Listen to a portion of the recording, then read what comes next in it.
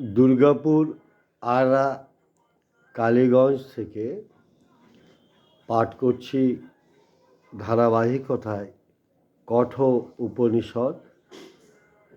আজ দ্বিতীয় অধ্যায়ের দ্বিতীয় বল্লিতে প্রবেশ করছি। পড়ছি সরলার্থটুকু। 87। একাদশ দ্বার বিশিষ্ট পুরস্বরূপ এই দেহটি নিত্য অপরিবর্তনীয় চৈতন্য স্বরূপ জন্মরহিত আত্মার আবাসস্থান। এই পুরস্বামী আত্মার যথার্থ স্বরূপ অবগত হইয়া এবং তাহার আরাধনা করিয়া সাধক বিতশোক হন এবং অহংকার ও দেহাত্মবুদ্ধি পরিত্যাগপূর্বক সংসার বন্ধন হইতে মুক্ত হন। 88। এই আত্মা সর্বত্র ব্যাপিয়া আছেন।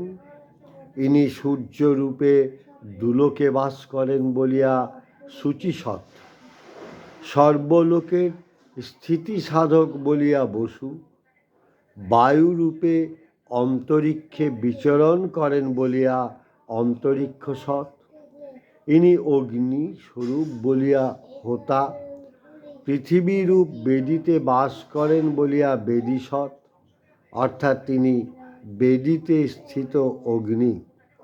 ইনি অতিথি সৌমরস রূপে কলসিতে অথবা অতিথি ব্রাহ্মণ রূপে গৃহে অধিষ্ঠিত বলিয়া দুরংসৎ, মনুষ্যে অবস্থান করেন বলিয়া নিষৎ, সমস্ত শ্রেষ্ঠ পদার্থে বাস করেন বলিয়া বরসৎ, আকাশে বাস করেন বলিয়া বোমসৎ।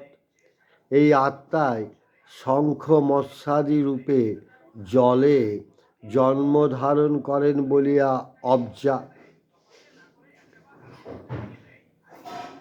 পিহি জবাদি রূপে পৃথিবীতে উৎপন্ন হন বলিয়া গোজা, যজ্ঞের অঙ্গরূপে সমুৎপন্ন বলিয়া ঋতজা, পর্বত হইতে নদীরূপে প্রবাহিত হন বলিয়া অদ্রিজা।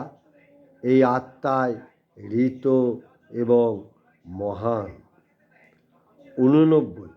যিনি প্রাণবায়ুকে ঊর্ধ্বগামী করেন, অপান বায়ুকে অধোগামী করেন, হৃদয় মধ্যে অবস্থিত যোগীদের ধ্যেয় সেই বরণীয় আত্মাকে চক্ষুরাদি সমস্ত ইন্দ্রিয় উপাসনা করে, অর্থাৎ তাহারই উদ্দেশ্যে নিজ নিজ কার্য সম্পাদন করে।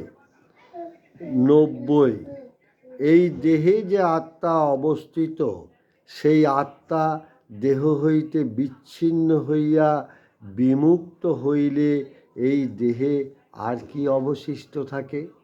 অর্থাৎ কিছুই থাকে না। 91। কোনো মরণশীল মানুষই প্রাণবায়ু, অপান বায়ু বা অন্য কোনো বায়ু দ্বারাই জীবন ধারণ করে না, পরন্তু এই প্রাণ ও অপান যাহাকে আশ্রয় করিয়া আছে, দেহ হইতে পৃথক, সেই আত্মা দ্বারাই জীবন ধারণ করে। 92। গৌতম, এক্ষণে তোমাকে পুনরায় গুহ্য চিরন্তন ব্রহ্মের কথা বলিব এবং দেহপাতের পর আত্মা যেরূপ হয় তাহাও বলিব। 93।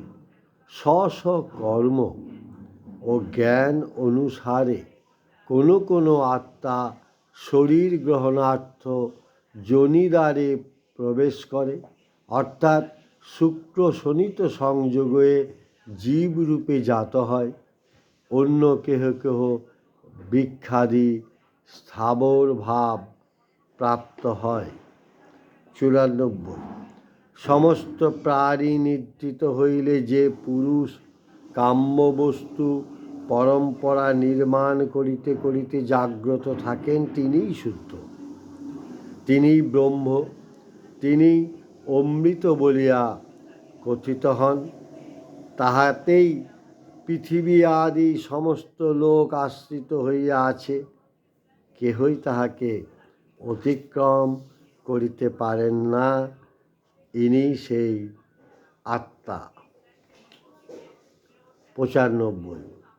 একই অগ্নি যেমন জগতে প্রবিষ্ট থাকিয়া রূপে রূপে প্রতিরূপ হইয়াছে, সেই রূপ এক সর্বভূতের অন্তরাত্মা রূপে রূপে প্রতিরূপ হইয়াছেন এবং তাহাদের বাহিরেও আছেন। মন্ত্র 10টা ঋষি কবিদের আমার প্রণাম।